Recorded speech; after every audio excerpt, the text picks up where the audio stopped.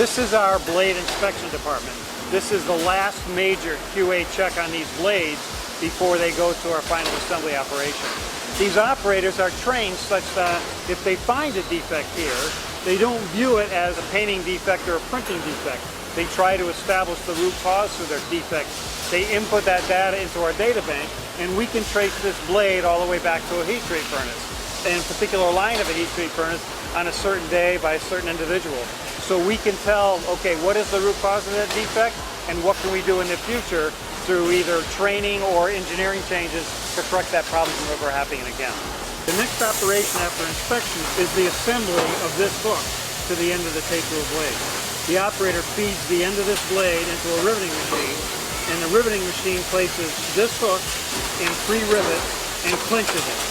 The hook is allowed to move exactly the thickness of that hook, so that whether you do an inside measurement or an outside measurement, it's always accurate.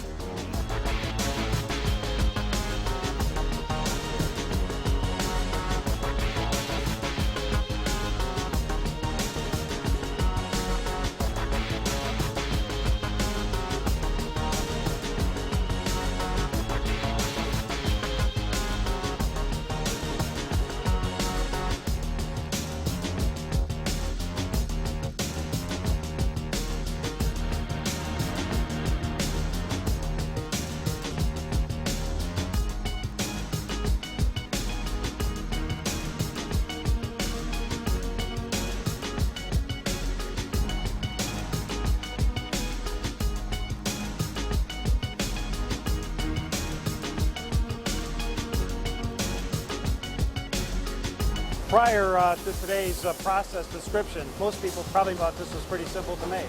But there's a lot of technology, from our slitting to our heat treating to our printing, our laminating, blade armor operation. A lot of technology and engineering that goes into this, what seems like a simple tool for the layman.